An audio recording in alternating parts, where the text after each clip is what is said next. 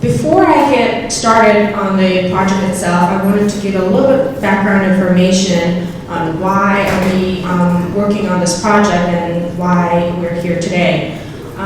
When we had the opportunity to purchase this building originally and convert it into an elementary school, it was kind of a first for, in many regards, to City of Alexandria, ACPS, and our community.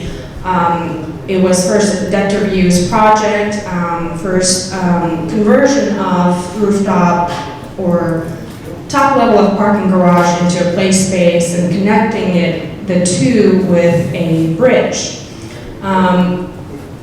With the given complexities and sort of the constraints of the site and the building, we were able to hit most of the educational specification requirements for our elementary schools, but we knew at that time in 2017-18 that we had a couple of shortcomings.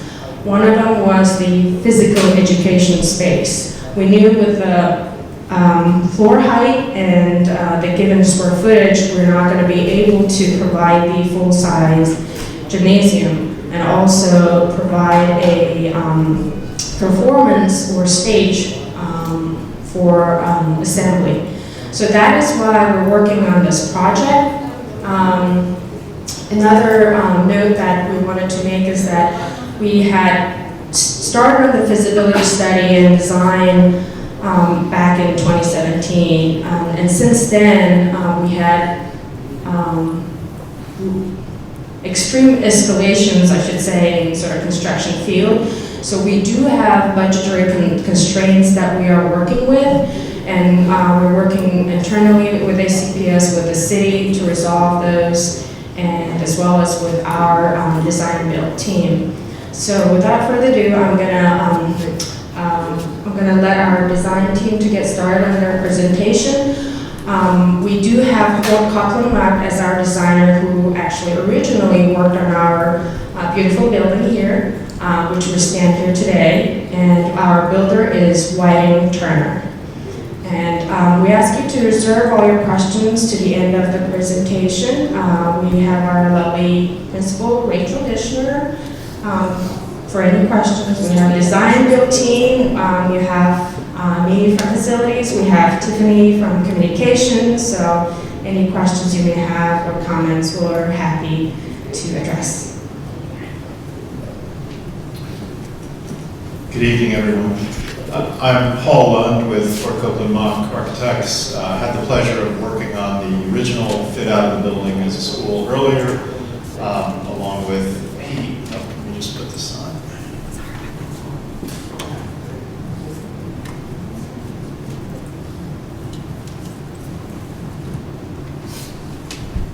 Along with Pete Bloom, who I'll introduce. So I just want to go through it before I start, introduce the team. So we have Pete Bloom, also with Fort Copeland Architects, as the project manager. We have Meredith Bellingham, who is our project architect, also from Fort Copeland Mock. Susan Castallion and Rob Marango from Whiting Turner. They lead the construction and kind of lead our entire team. Of course, you know Rachel. So tonight's agenda, fairly straightforward. There are really 6 items. We're going to go through the introductions we've done, a little bit of the site analysis, how we understand that the site functions and works, the proposed design, some of the construction impacts you might have on your mind as to how does the school operate with construction and so forth, and then next steps, and then opening it up at the end. As Asuka said, questions and answers at the very end.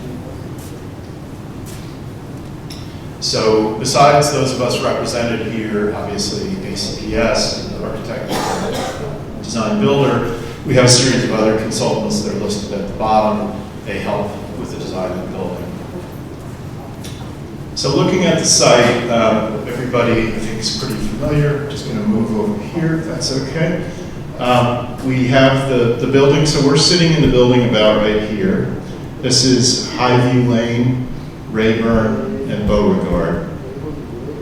If you parked tonight, you probably parked in the garage, which is circled in blue, and also the school, which is also in blue.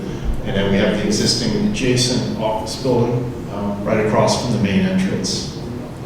Our property line is about here, and we have a couple of access points. Obviously, if you park, you come into the parking garage here off of Highview Lane. If you are dropping off, there's a turnaround circle here that comes out. And then this area is fire access, so it's only used in the event of emergency. The yellow circles you see are the sun, so we think about solar orientation, how it lights the building, how the students can feel sun on their skin when they're moving around, making them happy, like to make them happy. We have project goals listed here. This is the project that we're presenting, which is the gym, which is shown in blue. So it sits between this building and the parking garage, and it sits up in the air. So we'll go through the detail in just a second. So some of the goals were to provide this larger physical education space, a larger gym, to get a bigger stage than this stage here. You can see this relatively small. The school has been really phenomenal with their music program, major participation, so there's a lot of kids playing instruments, so they need a place to do that, and this new stage will allow that. They wanted a permanent connection between the playground that sits atop the parking garage and the school. Obviously, we can do that through our building. I'll show you that in a second. Storage space, obviously, for a gym and all physical education activities. And then something where, you know, we have a beautiful building here. Let's make sure that the gym kind of adds to that, makes it even more beautiful. So the proposed design. So this is what we call kind of an axonometric drawing. It's essentially a three-dimensional drawing. This is the school that you see, which is A, right here. This is the existing parking garage. D is where you would drive your car into that garage. C is the elevator associated with that garage. And then this sort of burgundy and blue is the gym addition. So the burgundy part here is the gym, which is the double height space, has to be tall for the balls and so forth. And then the blue area is the service associated with things like storage and offices and things like that. So just to summarize where the entrances are, the existing school entrance is A. Everyone came through that today. There'll be kind of an after hours entrance to the new gym here, B. C will be ADA, so if you're in a wheelchair or on crutches, you can use an elevator of the existing garage and then get into the building over here. And then D is the garage entrance, that will remain unchanged. So a little diagram in the corner here that shows this red rectangle. That red rectangle is the gym, the proposed gym.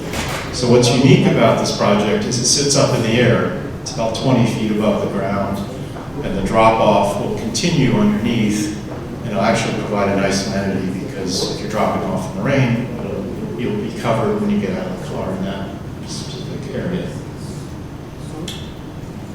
So let's look at the first floor plan. Everything okay? So this is the drop-off loop you see here. You come in, turn, and go. That's going to remain. It's going to stay as it is because we're building the gym up above. We have a series of columns that we'll place very carefully to create that. This area B is the existing physical education space in this building. And this is the existing school building here. The stair I mentioned in the after-hours entrance is C, right here, yellow. Parking garage entrance is over here, parking garage is over here. So The footprint of the building is dashed. It's a little hard to see, but it's this line here. So when we dash something architecturally, it means it's overhead. So it's above your head. So down below you'll see this. So what's it look like on level 3? So now we've jumped up above the second floor, gone to the third floor, and here is basically the project. So we have the existing school building here. If you know the building well, it has a circulation, sort of a donut circulation across it. And there are 2 corridors that end. One, the one closest to the front of the building, ends currently in the bridge that goes across to the playground, which sits on top of the garage. That red area you see here, that will be removed for this project. That will go away. And what will come in its place is the building, which will include the gym, which is in green, a stage, which is in purple, so that will replace that much bigger stage with curtains and lights and things like that. Storage and office, so that the physical education staff can be there, they can watch, monitor the students. The stair will go down, as we talked about. And then the corridor will really move from here back to here, which is in yellow, and that will allow the students to walk from the building through the new gym building onto the playground. There'll be 2 accessible toilets there off of the gym, and the blue area you see here will be storage, and there's a small electrical closet here, and then a staircase in the event of emergencies back in this location. So some of the comparisons, why are we doing the project? You heard we're trying to improve for the students. The existing physical activity space, if you've been in it, it's about 3,200 square feet. And it's about 14 feet high, so it's a little bit higher than the room you're in. If you were to take away these circular ceiling clouds, that's the height. The new gym is going to be 4,500 square feet, and it's going to be roughly 25 high. It actually slopes, so it goes from about 21 or 20 to 25. The existing platform you see in front of it here is about 180 square feet. It's about 8'6" in height. It's going to go to 665 square feet, and it's going to be roughly 20 feet high. So really more of a proper stage for these students. So I'm going to let Pete talk to you a little bit about the exterior of the building.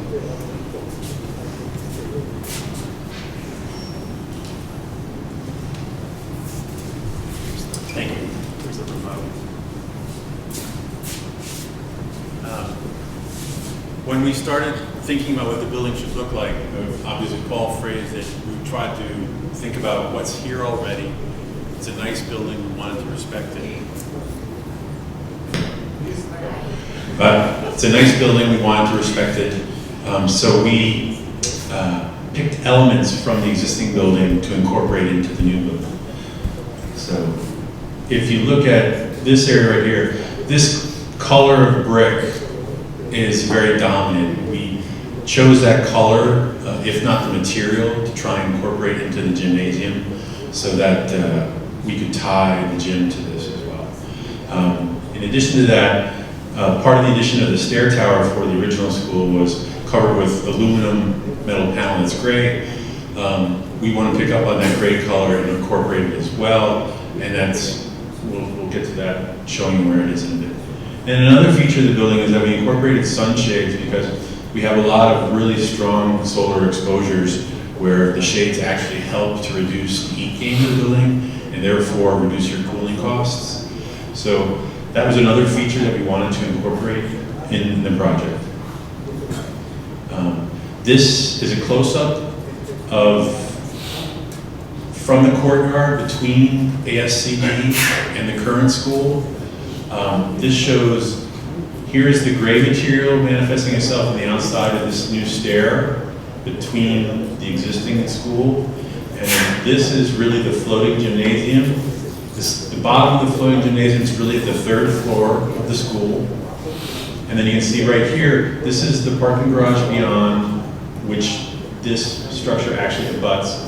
And then this is the actual elevator tower and stair tower of the parking garage. You can see that this is the parent drop-off loop, which will remain open after construction. The color of this material is not brick. This material is a fiber cement panel, which is put on in a really interesting pattern that has three-dimensional relief to it, slightly sloped. Looks like a very large format shingle. But we chose the color to be as close as we could achieve to the school to tie them together. And then this gray, again, harkens back to the tower and the gray metal that's used there as well. This is a perspective really from the courtyard, much closer to the entry of ASCD, looking down the entire courtyard toward the end where the addition actually is. And we wanted to show how we really tried to have the addition match the massing by having it step down. This tower that we had added to the original school steps down in 2 steps, and then we step down to this building, we step down to this tower, and we step this whole piece down to this tower of the parking garage right here. And you can see that this is an artist's rendition of the courtyard. You've all seen it now, so you realize that there's a fence in the middle of it that we can show. But this is, we think the overall elevations will be quite handsome and tie together. And our intent was to try to respect the existing elements and leverage them. This is what an architect calls an elevation, which is an abstract drawing that's straight on, looking at an elevation or a face of a building. In this case, if you look at the key down here, we're looking at what is effectively this project south end of the building. This is the gym box, a very prominent elevation. We're looking at it straight on. So this elevation you would drive under and turn around. We have large corner windows here which face toward the primary solar exposure and have sunshades on them to limit the solar heat gain from that. We also have large windows here trying to address and create some kind of front entrance to give it some presence as you drive up to it. You can see the actual stair here is enclosed with metal panels that recall the metal panels of the bridge that's currently there right now, which is something we also do on the back of the building. And you can see these dark gray areas on either side. These just show the existing building. This is the parking garage, and this is the existing school. This is a view as though you're looking from the school directly out of the side of the gym. This dark gray area is really something that you would see. It's in section, it's abstracted. So from this side of the building, you see that the roof actually slopes up toward the south to get us more height in the space, to allow for these large windows that allow a lot of sunlight into the space. And then we have a small mechanical screen back here, which will hide the mechanical equipment that you would otherwise see from North Beauregard Street. So this end of the building faces towards North Beauregard, and the mechanical equipment will be placed up here, but will be visually screened. And then this is another egress stair that is developed with some of the same language as the existing bridge right now, in terms of having the same kind of metal panels. Well, different colors, but the same kind of aesthetic.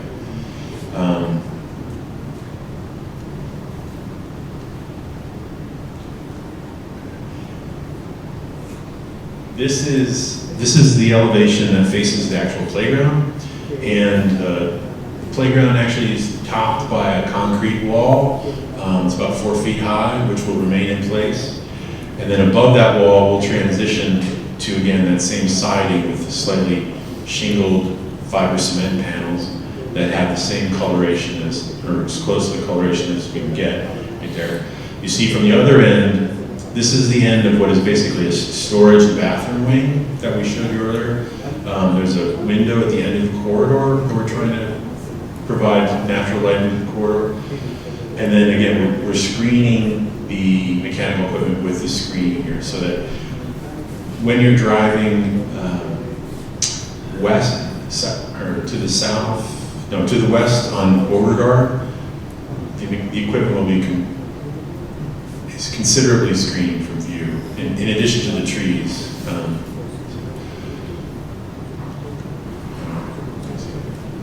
Okay, this is the north elevation, or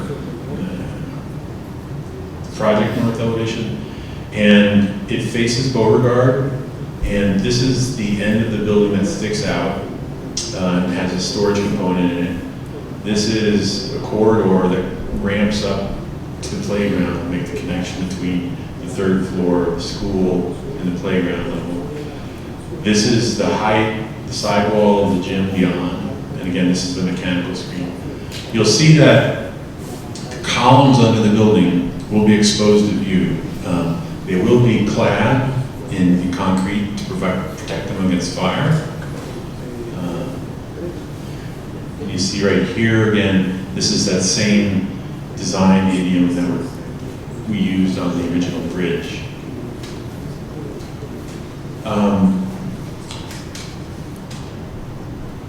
During construction, people often have a lot of concerns about what's going on.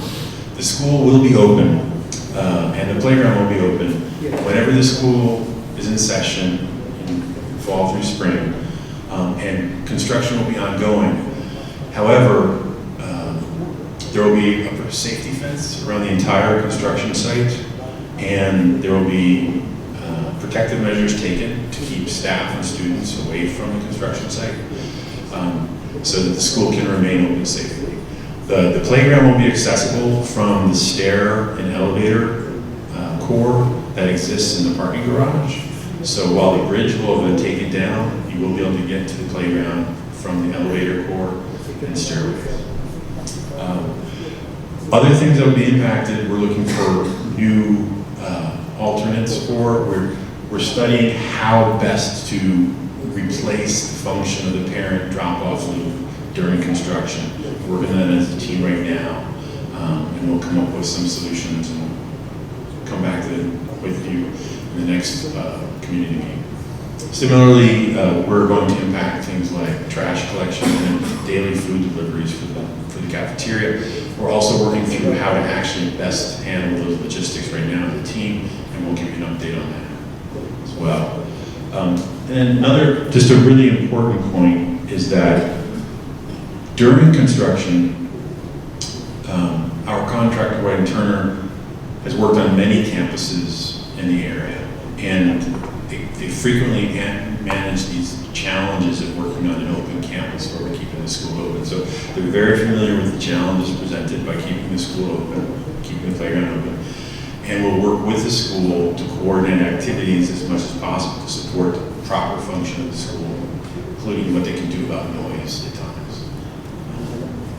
So those are issues that are on our radar that are being managed. We don't have the final answers to some of those, but we will shortly.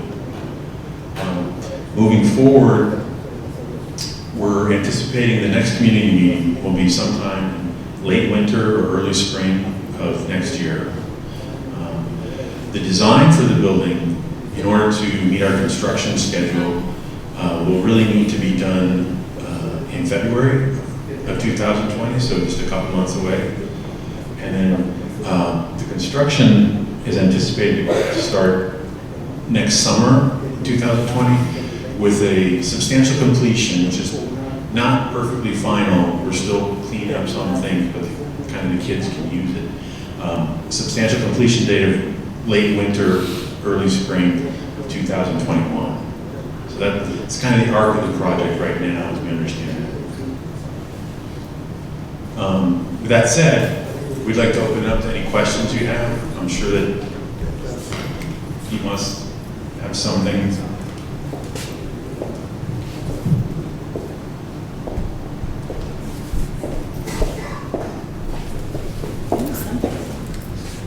Hey, how you doing? Quickie question. I'm sorry, I didn't hear you mentioned. What are we doing with the old gym? Rachel, you want that? So one of the things when this building was constructed that we knew going into it, because we knew phase 2 was going to happen, there were a couple of things with educational specifications that the school did not meet.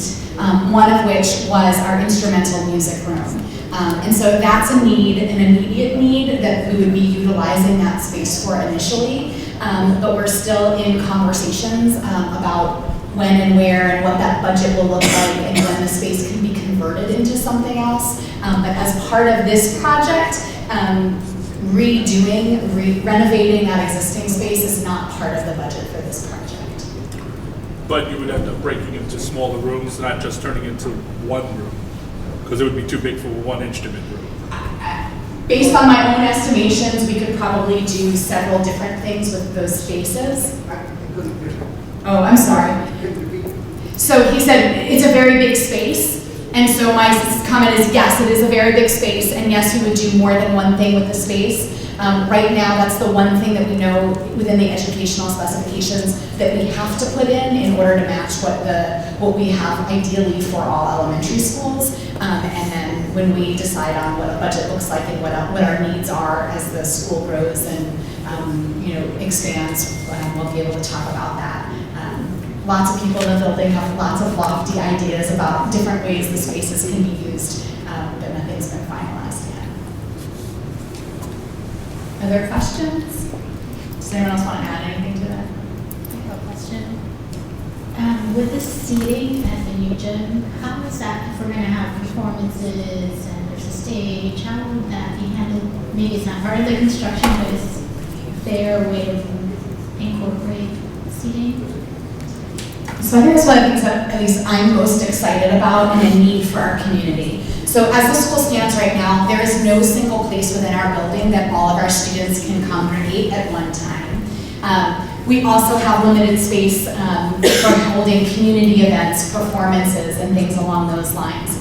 And I'm really excited because based on our growing numbers, we would be able to fit all of our students and our teachers, students on the floor, not in chairs, but we would be able to fit all of our students together for a community meeting, for a performance, for an assembly, and really be able to start doing things together as a school. And then in terms of seating, and I know Pete, you guys did some calculations. Yeah. So these are sort of adult seats, not children sitting on the floor.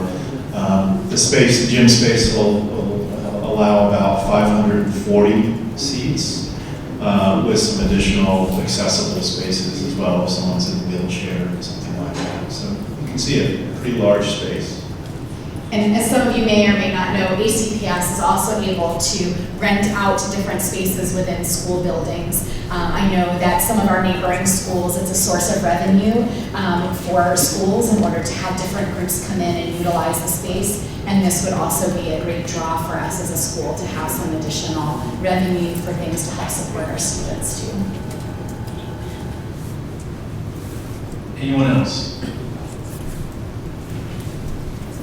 We're happy to go back and show you something you didn't see enough.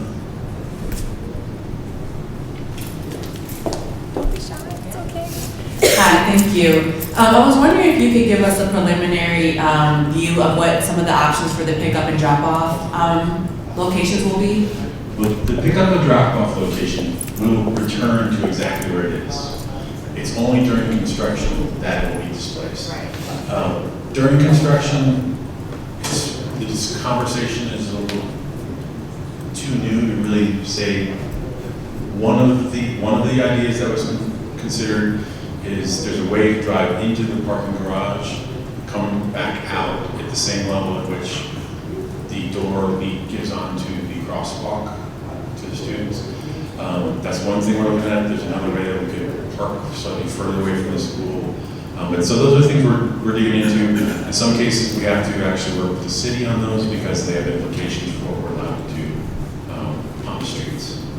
And we've started to have preliminary conversations with the fire marshal, with the police department and the sheriff's department about how to mitigate that and make sure that we're in compliance. But there are some ongoing conversations that we're getting ready to have all together to make sure whatever happens, one is safe. And my hope would be when we have our second community meeting, toward the spring, before school starts, we'll be able to communicate what that plan looks like with all of our families, just like we currently have that printout that goes to all the families about what the current drop-off situation looks like. We'll be able to publicize and clearly communicate and via meeting demonstrations so that everybody knows how to get in and out of the school safely, and most importantly, make sure the kids are safe in the process. And when we're having those discussions, we do want to make sure that our neighbor AACD is also on board. Just because we share some of the roadways, and so that we do have some shared campus areas, so we want to make sure that they're on board as well. And I believe they're also having a construction project at the same time, so we want to make sure that all those logistics are worked out. Other questions? They're all good questions.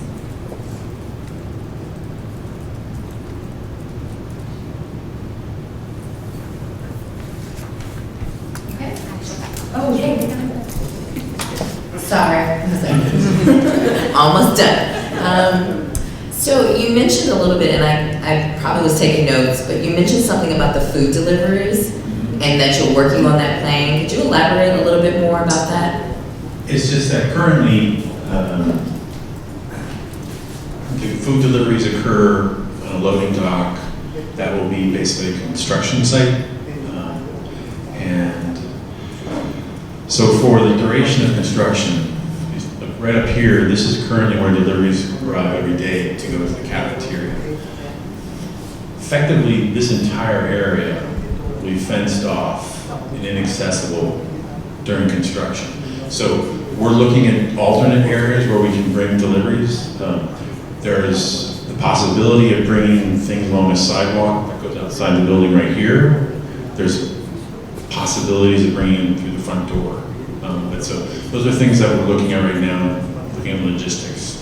Those things come in on carts that need to be wheeled. So we have issues with not having a ramp back here, whereas we can come in through the front door on a ramp or with wheeled carts. So that and things like the dumpsters, those are all things that we're just really trying to get our heads around and figure out what the best solutions are for the duration of construction. And I'm sure that would also involve some ongoing conversations too with ASCD, with their construction projects happening, our construction projects, trash for both buildings in addition to the construction trash. And there'll probably, I would anticipate being a lot of collaboration moving forward to make sure it works for everybody.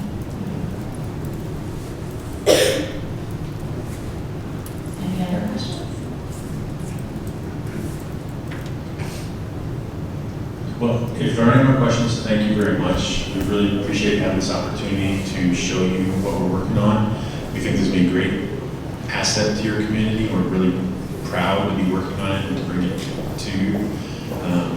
We worked hard on the initial school. We really want to realize the vision for the full school as fully as possible. Thank you.